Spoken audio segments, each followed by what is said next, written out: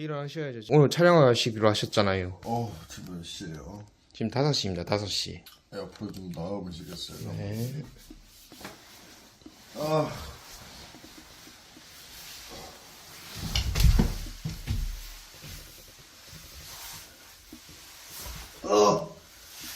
출근해야지.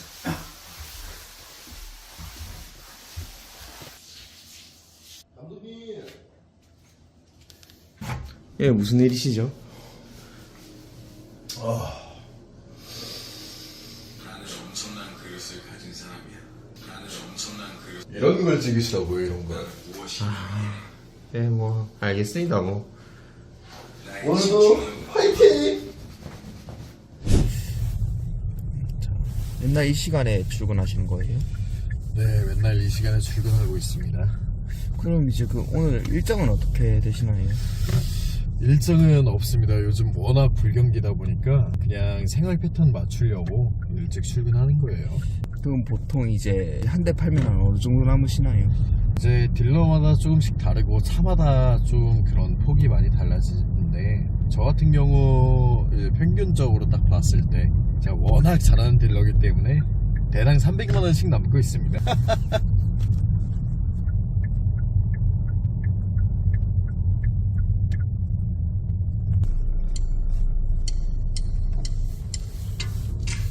잠시만요, 전화 와가지고. 네, 사장님 안녕하세요. 네, 잘 지내고 있습니다, 사장님. 건강하시죠? 네. 더뉴 카니발이요? 신형 카니발을 사시지 왜 더뉴 카니발? 이 요즘 금리가 좀 비싸죠. 연식이랑 키로수는 어느 정도 생각하고 계세요? 가격? 3천만원대. 시트는 혹시 베이지 괜찮으세요, 사장님? 알겠습니다, 사장님. 이 차량은 벤츠 200 포매틱 익스클루시브다. 2019년형이라 신형 핸들과 풀 디스플레이가 작살난다. 키로수도 4만 킬로대다. 이 정도면 여친은 금방 생길 것 같다.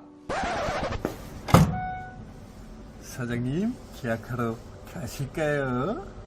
여기서 뭐 하고 있는데? 형, 차 바꾸려고? 저번에 뭐 6개월 전에 바꾸지 않았나? 지금 마이너스 난 차가 이거 BMW하고 뒤에 제네시스 DH 있는데 지금 둘 다 마이너스라서 둘 중에 뭐 탈지 좀 고민하고 있어. 근데 제네시스 BMW면 뭐 너무 가격 차이가 확 뛰는 거 아이가? 가격 차이는 사실 없는데 애매해 사실 지금 가격대가.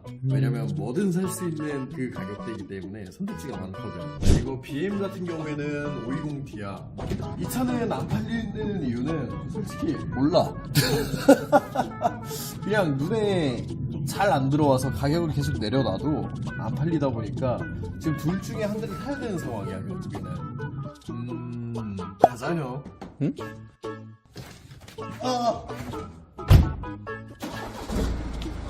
오늘부터 나도 BMW 오너?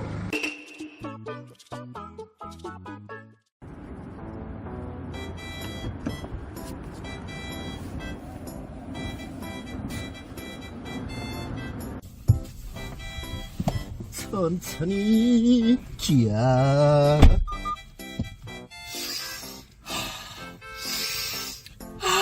세차 냄새 정말 최고야.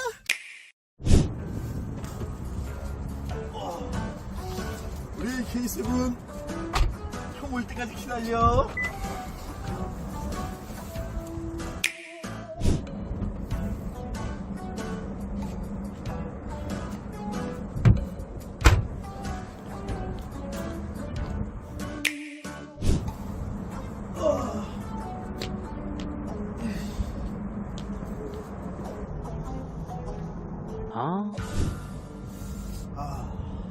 바꿀 때가 됐나?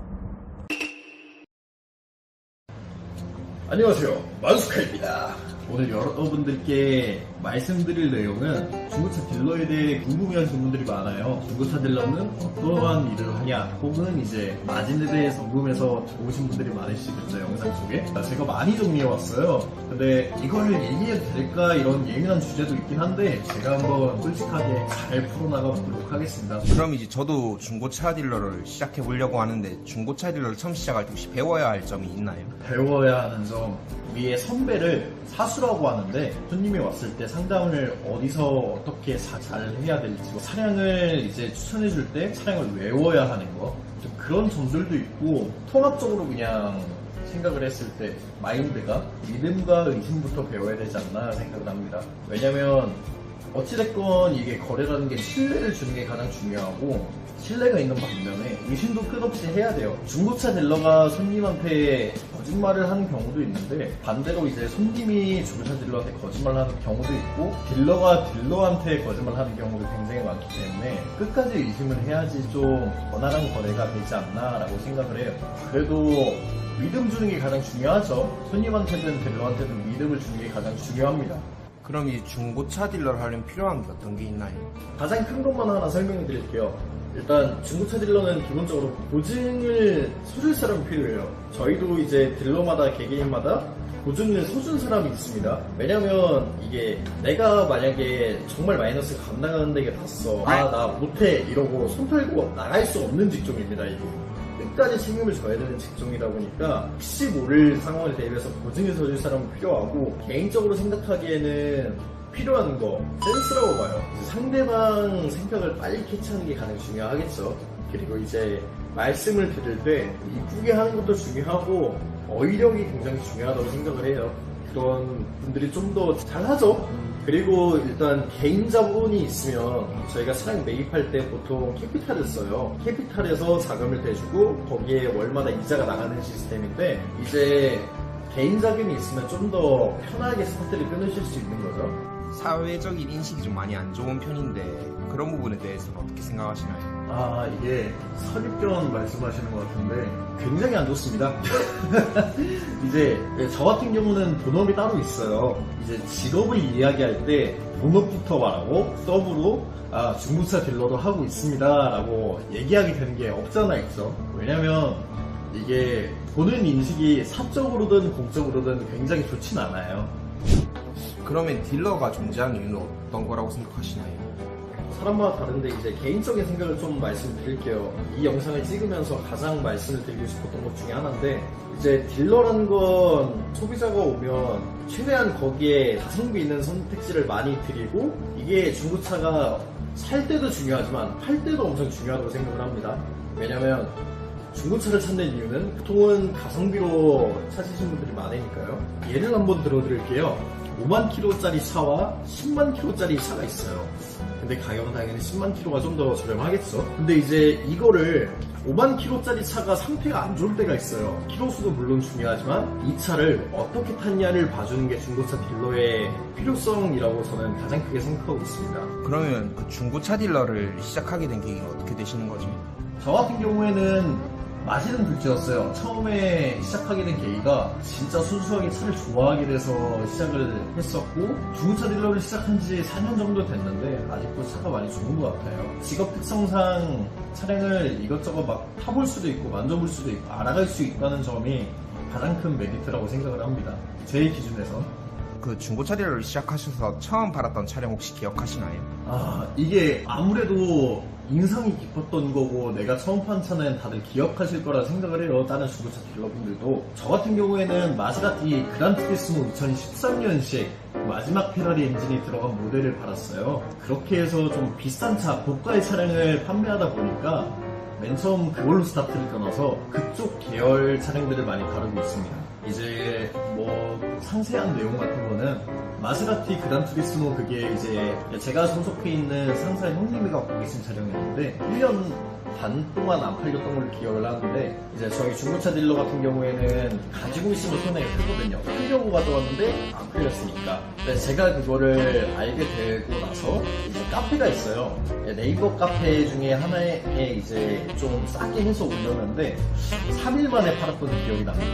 뭐 차량 내용도 엄청 깔끔했고 완전 무사고였고 뭐 특이사항은 따로 없었어요. 정전비만 거의 3천만 원 정도 들어간 차량이었다 보니까 마진은 없었지만, 왜냐면 그게 따지는 차였거든요. 몇천 단위로 따지는 차였는데 제가 그걸 맨 처음 팔았던 게 기억이 나네요.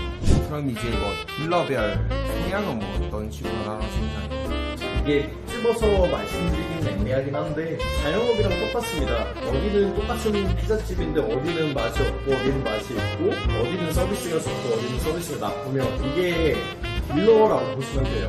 영업하는 방식에 따라 다르지만 알선 딜러의 경우 차량을 판매하는 딜러와 사람의 마음을 사는 딜러가 있다고 저는 생각을 해요.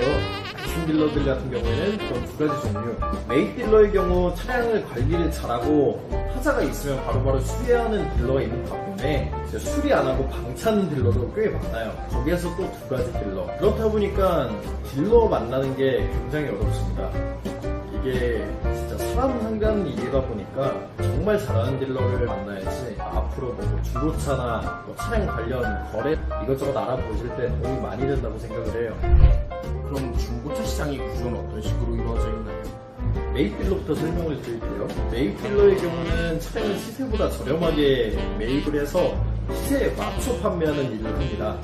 그리고 알선 딜러 같은 경우에는 매입딜러가 빼주는 수수료와 손님이 빼주는 수수료, 이걸 알선 수수료라고 해요. 알선 수수료로 수익 창출을 하는 구조이고, 번외로 일반 중고차 딜러가 아닌 이제 밑에 직원으로 있는 사람들은 살짝씩 내용이 다르고요. 제가 알기로는 월 기본급 얼마에 퍼센트로 떼주는 걸로 알고 있습니다. 신차랑 비슷한 구조죠. 그리고 보통 중고차 딜러를 대표님 직원으로 알고 있는 분들이 있는데 반은 맞고 반은 틀려요.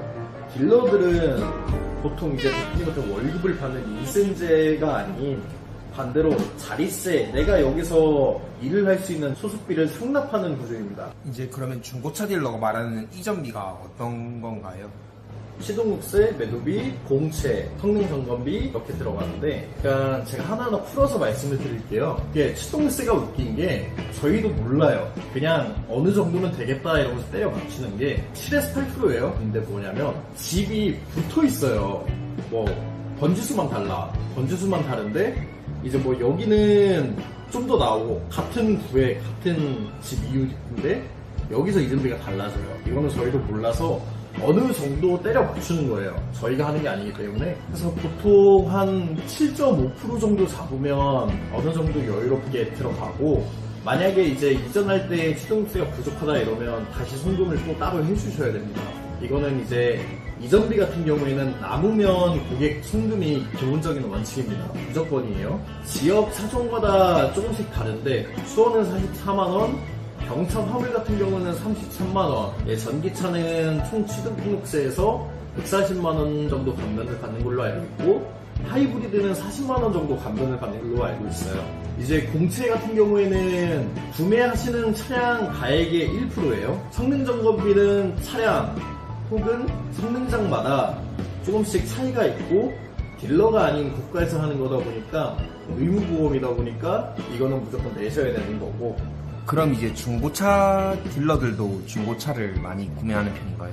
가장 큰 메리트라고 생각합니다. 예를 들어 손님이 뭔가를 판다고 했을 때 야, 이 차 괜찮은데 내가 탈까? 이렇게 시작을 해서 중고차 딜러가 매입을 해서 팔아서 수익을 남기려고 하는 직종이다 보니까 저 같은 경우도 굉장히 많이 타고 주변에서도 엄청 많이 타요. 중고차를 가격 좀 괜찮고 이러면 제가 그냥 1대1로 이전을 해가지고 타는 경우들도 꽤 많고, 저희가 만약에 타다가 뭐 손님들이 가끔가다 중고차 딜러한테 물어봐요. 사장님 지금 타시는 차 괜찮은데 얼마에 파실 거예요? 라고 물어보시는 손님들도 있어요. 타다가 만족했다 싶으면 이제 판매에도 좋은 거래를 나 혼자 이렇게 내가 좋아하는 차를 타면서 할 수 있다? 이게 가장 큰 메리트라고 생각을 하고, 가성비 있는 중고차 많이 타죠. 이제 안 그러면 이런 경우도 있어요. 내가 매입을 했다가 안 나가. 내가 곧 있으면 얘 1년 기념으로 절을 해줘야 될 것 같아. 이런 차들이 있으면 이제 흔히 말해서 문빵 쓴다라고 얘기를 합니다. 제가 지금 타고 있는 차도 문빵을 쓴 거긴 한데 1년 동안 안 나갔어요. 시세에서 250 이렇게 싸게 1년 동안 내놨는데도 차가 안 나가가지고 제가 타게 되는 케이스다 보니까 이제 그런 케이스도 있고 가성비 있는 중고차를 많이 타죠. 보통 중고차뿐만이 아니라 중고 타이어 이런 거 있잖아요. 이런 것도 딜러들이 많이 쓰고 있습니다. 중고차 딜러라고 하면 마진이 높다고 생각하는데 실제로는 어떤 편인가요? 이거는 딜러 역량이라고 보는 게 제일 크죠. 다만 중고차 딜러들 사이에서 농담으로 하는 말들이 있어요.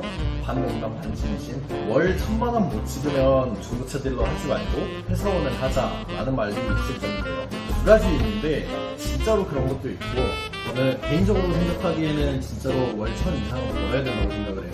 그만큼 더 열심히 하자라는 것도 있고 실질적인 현실은 평균이 200에서 한 500 왔다 갔다 하는 것 같아요. 왜냐면 저희는 월 순 마진으로 계산을 해요.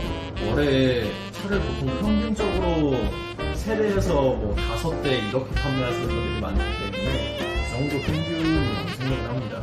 인터넷에 막 검색하면 나오는 허위 딜러에 대해서 일반적인 이 중고차 딜러들은 어떻게 생각하시나요? 약간 이게 허위 매물인지 아닌지 긴가민가 하는 것들이 있어요. 그런 거는 저희한테 연락을 주시면 제가 잘 말씀을 드릴 거고 이제 낮은 가격에 훅해서 가는 사람도 문제라고 생각을 하고요. 첫 번째, 젊은 사람들, 정보를 많이 갖고 있는 사람들은 문제라고 생각을 합니다. 근데 이제 나이 드신 분들이나 그런 분들은 그럴 수 있다라고 생각을 해요. 그게 이제 첫 번째고, 이제 딜러에 대한 생각. 보통 이제 인천 매물들은 중고차 딜러들도 걸러요.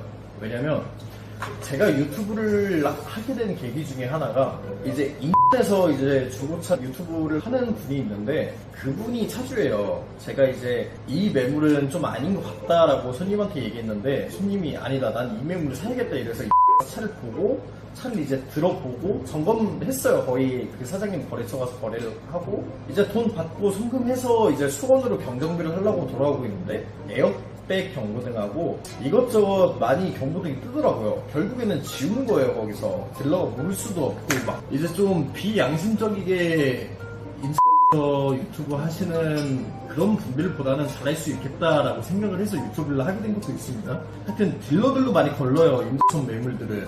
그리고 이제 인부 하면 안 가다 보니까 수원에 작업장을 만들어 놓는 딜러들도 꽤 있고 그냥 진짜 암세포 같은 존재죠. 며칠 전에 이제 저랑 거래하신 손님분도 트라우마가 좀 있으셨던 게 수원 딜러라고 해서 왔는데 수원역으로 도착하자마자 이제 차 태워서 인천에 매물이 있습니다 이러고 쏴요 그쪽으로. 그러니까 허위 매물을 막 하는 거죠. 이제 그렇게 해서 당하셔서 트라우마 있으신 분들도 꽤 많아요. 근데 이제 싸잡아서 이제 중고차 딜러는 이거 나쁜 놈들이다 이렇게 욕하시는 분들이 많기 때문에 이런 것들은 한마디로 그냥 좀 같은 중고차 딜러끼리인데 이건 좀 약간 이런 느낌? 굉장히 상종하기도 싫고 약간 그런 느낌이 있어요. 제가 예전에 노부부신데 허위 매물을 당하셔서 환불 처리를 도와드렸던 분들이 있어요. 거기에 이제 부천차인데 지프 랭글러라는 차량이었어요. 근데 이제 그 당시 시세에서 거의 한 1000만 원 정도 차이가 났었던 걸로 기억을 해요. 900에서 1000 정도 차이가 났었는데 남편분이 좀 와이프분한 창의도 없이 이제 딜러로 오셨다가 좀 몸이 편찮으셔서 쓰러지셨어요. 그래서 이제 좀 생기에 무리가 가셔가지고 판매를 하시는데 난처하죠. 이제 차를 엄청 비싸게 팔았는데 제가 반년도 안 지나서 이제 매입가를 쳐드리니까 이제 당연히 차이가 날 수밖에 없고 이제 거기서 알게 돼서 제가 환불 처리까지 도와드렸어요. 반년이 넘는 시간 동안 이제 파시긴 하셨는데 병원비 때문에 결국엔 파셨거든요. 약간 딱하다 이런 생각도 있는 반면에 나이가 드신 분들이 아니었다면 좋게는 안 봤을 것 같아요. 왜냐면 가격이 훅해서 간 건 마찬가지니까 안타깝죠. 처음 허위 매물 반품을 도와드렸는데 굉장히 힘들어요. 이게 진짜 인맥으로 아는 사람 다 연락해가지고 도와주세요 이렇게 해서 환불 처리 받았어요. 저 같은 경우에 중고차 바닥이 워낙 좁다 보니까 뭐 일반적인 딜러는 이제 마찰도 피하고 싶은 것도 있고 저한테 해가 되는 경우가 많아요. 환불을 도와주다가 이제 환불 처리 해주시는 유튜버 분들이 있잖아요. 정말 대단하신 거예요. 그러니까 그렇게 하기도 쉽지 않고 그 정도로 인맥과 힘을 갖고 있어야 되고 적으로 처리하는 것도 물론 있지만 어쨌거나 힘이 있어야 된다라고 많이 느꼈어요. 가장 좋은 거는 허위 매물에 안 당하는 게 가장 좋으신 거겠죠. 이제 허위 매물 관련해서 가장 강조드리고 싶은 건 아까도 말씀을 드렸지만 낮은 가격대에 훅해서 가시는 분들이 많아요. 아 이거 허위 매물인 것 같은데 이러면서 가서 당하시는 분들이 상당히 많습니다. 제가 봤던 손님들, 제가 문의 받았던 손님들과 저한테 구매하셨던 손님들 이제 저한테 한번 물어보시긴 하셨지만 사람 심정이 그렇잖아요. 이거 이렇게 싸면 이거 허위 매물인 것 같은데도 가서 사는 이득 아닌가 이렇게 갔는데 다 당해서 들어올 수밖에 없어요.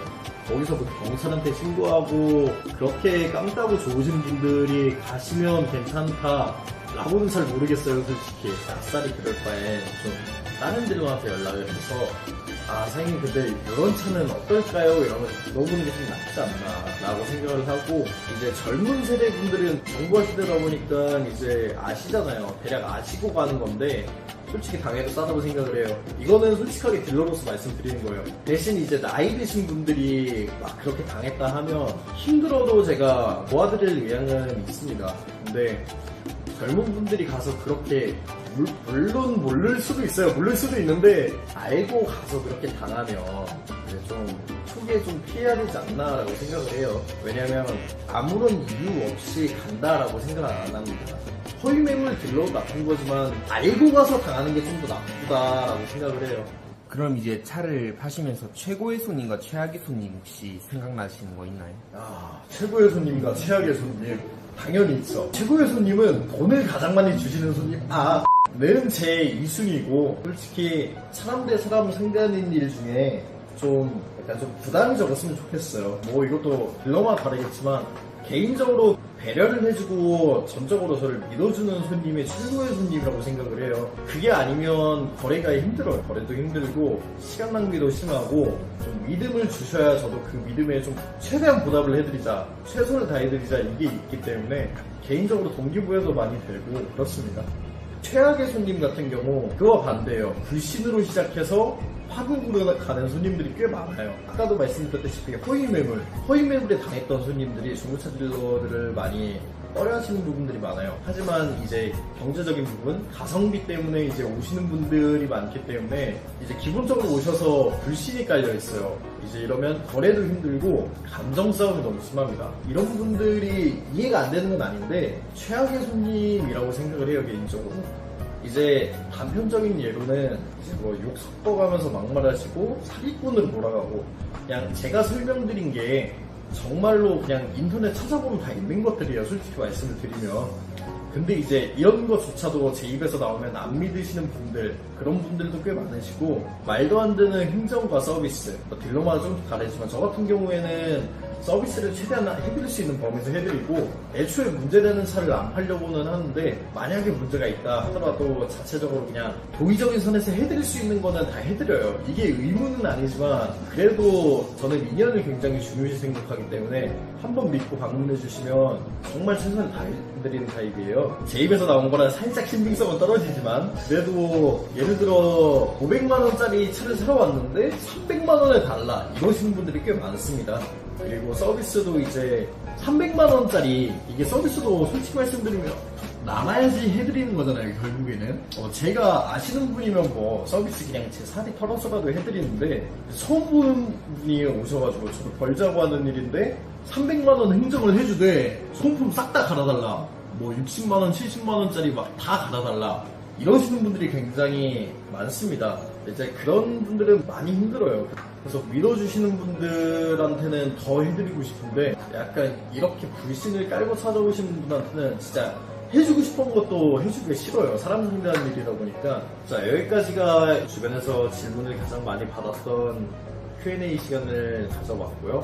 뭐 미흡한 점도 많아요. 제가 사실 글을 쓰거나 정리하는 재주가 그렇게 많지는 않아요. 제가 이과였기 때문에. 하여튼 더 궁금하신 내용이 있으면 유튜브 댓글 혹은 연락 따로 주시면 제가 솔직하게 다 대답을 해드리겠습니다. 다음 영상으로는 가성비 있는 중고 차량 가격대별로 두세 개씩 정리를 해가지고 영상 편하게 보실 수 있게끔 준비를 해보도록 하겠습니다. 긴 영상 시청해주셔서 정말 감사드립니다. 구독과 좋아요는 좋아요는 됐고 구독만 해주세요. 열심히 하겠습니다. 앞으로 유익한 영상 많이 제작할 수 있도록 노력하겠습니다. 영상 보신 분들 감사드리고 다시 한번 좋은 하루 되시기 바랍니다.